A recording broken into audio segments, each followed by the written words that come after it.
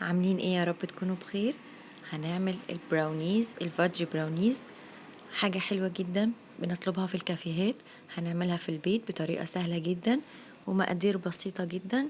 ان شاء الله تكون موجودة عندكم. طعمه يجنن، كريسبي جدا ومن جوه فادج قوي وطري، وطعم الشوكولات صريح جدا فيها، بجد رهيب. لو لسه بقى ما عملتوش اشتراك في القناة، اعملوا اشتراك في القناة واعملوا لايك وشير للفيديو. يلا نبدأ الفيديو بتاعنا. اول حاجة هنحتاج كوب من السكر الابيض، خشن عادي زي ما انتوا شايفين. وبعد كده هحتاج كوباية كمان من السكر البني. لو مش متاح عندكم زي كده، هزود عليه معلقة صغيرة جدا من العسل الاسود عشان احوله للسكر البني. ده بيغير جدا في طعم البراونيز، بيديه الطعم الاصلي. هقلبه كويس جدا، معلقة صغيرة يعني ما تكتروش، معلقة صغيرة كافية جدا انها تحول لنا كوباية السكر الابيض لسكر بني فاتح. عايزاه بني فاتح، لو متاح عندكم سكر بني مش هتحتاجوا تعملوا كده. هنا بقى بعد ما قلبناه كويس جدا، شايفين اللون طبعا اختلف اهو، وادانا نتيجة كويسة جدا زيه زي السكر البني العادي. بعد كده هنحتاج كوباية كاملة من الدقيق الابيض، وكمان هنحتاج 3/4 كوباية من الكاكاو الخام. الكاكاو الخام هيدي إضافة حلوة جدا للبراونيز، اتأكدوا انكم تكونوا مستخدمين نوع كويس من الكاكاو. بعد كده هنحتاج دارك شوكليت او شوكليت شيبس او اي قالب شوكليت انتوا بتحبوه. انا هنا خدت 4 مكعبات من الشوكليت وقطعتها بالشكل ده.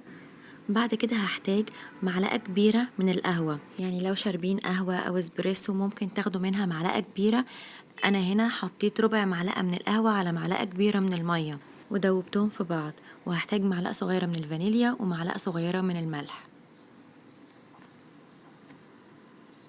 بعد كده عندنا كوباية من الزبدة الدايبة، مسخناها في الميكروويف واستنيتها لما تهدى شوية تبقى بدرجة حرارة المطبخ. وكمان هنحتاج 3 بيضات بدرجة حرارة الغرفة. انا هنا مطلعاها قبل ما استخدمها بساعة او ساعتين، على قد ما تقدروا تفتكروا تطلعوها قبل ما تستخدموا. اول حاجة بقى هننزل كوباية الزبدة اللي احنا مدوبينها، تمام. وبعد كده هنزل بالثلاث بيضات، يبقى اكيد هنزل بعدها بالفانيليا. بيض يعني معاه فانيليا، الفانيليا ومعلقة القهوة الكبيرة. بعد كده هقلبهم كويس جدا مع بعض، تدينا لون حلو جدا. تقدروا تستخدموا مضرب يدوي او مضرب كهربا، او تشتغلوا بكبة زي ما انا هضربها دلوقتي. فالطريقة اللي تحبوها كله متاح. بعد ما ضربناها كويس، هنزل اول حاجة بكوباية السكر الابيض وهدوبه كويس كده بالمضرب. مهم ان احنا نتأكد من ذوبان السكر كويس عشان ما يبقاش فيه سنة قرمشة كده في اي حاجة بناكلها، عشان ما تضايقناش. بعد بقى ما قلبناها كويس، هنزل بكوباية السكر البني،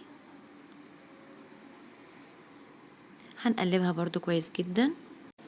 خطوة السكر البني دي بتبقى مهمة جدا، بتدي لون حلو جدا، عشان ده بيساعد برضو على نجاح البراونيز بتاعنا. هنقلبها برضو كويس لحد ما دوبناها بالشكل ده، شايفين؟ تمام.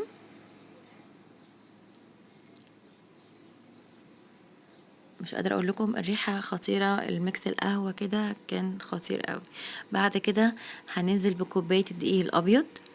مهم بقى ان احنا ننخله بالطريقة دي. انا قصدت ان اعمله في مصفى، بتلاقي فيه حبيبات كده. كمان نزلنا بكوباية الا ربع من الكاكاو الخام، هعمله برضو بالطريقة دي. بعد كده هجيب معلقة واضغط على التكتلات اللي موجودة قصادكم. هفضل احركها بقى بالطريقة دي لحد ما انضف اللي في المصفى كله. مهما ظهر قدامكم ان الدقيق مفهوش غلطة او الكاكاو الخام مفهوش غلطة، بتلاقي حبيبات صغننة جدا كده مش بتعدي من المصفى. فضروري جدا ان احنا نعمل الحركة دي. شايفين الملح برضو، معلقة الملح الصغيرة عملتها بالطريقة دي. خلاص كده بقوا زي الفل. هنضربهم بقى كده بالمضرب، هنلفهم كويس لحد ما المكونات كلها تتجانس مع بعضها. تقدروا تستخدموا زي ما قلتلكم مضرب كهرباء او المضرب اليدوي او في الكبة كده. انا بضربه بس كده ضربتين بالمضرب، وبعد كده بشغل الكبة عشان الخليط يتجانس احسن مع بعضه. تمام. خلاص ده كان السمك بتاعه، ده القوام بتاعه اللي وصلنا له. تحفة، مش قادرة اوصف لكم ريحته من قبل ما يتخبز في الفرن، خطير. هنزل بقى بالشوكليت بتاعتنا، تقدروا تستخدموا اي نوع شوكليت انتوا بتحبوه. انا كسرته بالشكل ده، بيبقى حبيبات كده وهو بيسيح في البراونيز في الفرن، يعني كل ده بيسيح مع بعضه. بقلبه تقلبتين بس كده وخلاص كده كله بيبقى تمام. شايفين ده القوام بتاعه. هنجهز بقى الصينية اللي عندنا، تقدروا تستخدموها في صينية مقاس 20 أو 22، تبقى كويسة جدا والسمك بتاعها هيبقى كويس. هدهنه بقى كده شوية زيت حلوين عشان البراونيز من الحلويات اللي هي بتمسك في الصينية، ممكن تلزق مننا، فالخطوة دي مهمة جدا. وكمان لازم نحط ورق زبدة بالشكل ده. انا هحط ورقتين عكس بعض، ولازم يكون شاربة الزيت، وصل لها زيت كويس. وهنا كمان بين كل طبقة والتانية حطيت زيت. تمام، عشان الطبقة اللي هي اللي فوق اللي هننزل عليها بالخليط لازم تكون شاربة زيت كويس. نزلت كمان بمعلقتين زيت بعد ما رصيتهم بالشكل ده. شايفين حاطة الورقتين الزبدة عكس بعض، يعني واحدة بالطول كده وواحدة بالعرض، وليهم الجناب طويلة كده عشان اقدر اطلع البراونيز بعد ما يطلع معانا. وقبل ما ننزل بالخليط انا حطيت معلقتين زيت. تمام، نتأكد من الخطوات دي كلها، لان البراونيز زي ما قلت لكم من الحلويات اللي هي ممكن تلزق في الصينية، فكده ان شاء الله هي مش هتلزق معانا طالما انتم مشيتوا على الخطوات اللي انا قلت لكم عليها. هنا بقى هظبط كده الخليط اللي عندنا، هفرده كويس بقى بالاسباتيولا او بمعلقة. المهم ان احنا نفرده كويس عشان ما يبقاش جزء اعلى من جزء تاني، عايزاهم كله يبقى في نفس السوا عشان لما نيجي نقطع الشكل في النهاية يبقى شكل كويس. الفرن بتاعنا طبعا شغال من قبل ما نبدأ خالص، احنا عايزين الفرن سخن جدا على درجة حرارة 180. الرف الوسطاني هيقعد نص ساعة بس، نص ساعة ونطفي عليها، هيطلع معانا بالشكل ده.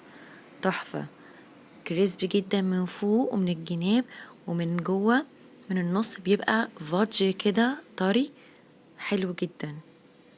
شايفين بيبقى مكرمش من فوق كده شكل الكريسبي، ومن جوه بيبقى فادجي قوي.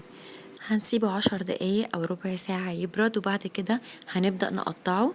يفضل ان السكينة بتاعتنا تبقى كبيرة شوية عشان تكون سهلة التقطيع معانا، ونقدر نقطعها بطريقة متساوية كده وما نفرهدش البراونيز بتاعنا. تمام. هنا بقى بعد ما طلعناها شايفين خطيرة، بيبقى طعمها حلو جدا، من جوه فادجي ومن بره بتبقى كريسبي، والشوكليت بقى يعني مخدومة كويس جدا شوكليت. طعم الشوكليت فيها خطير وصريح جدا، حاجة كده واو يعني. شايفين ايه الجمال ده، بجد كان طعمها تحفة.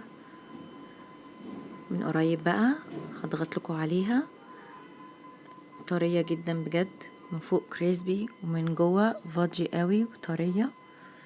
انصحكم بقى تجربوها، بجد خطيرة وهتعجبكم جدا. لو عجبكم بقى الفيديو ما تنسوش تعملوا سبسكرايب ولايك. يلا باي باي.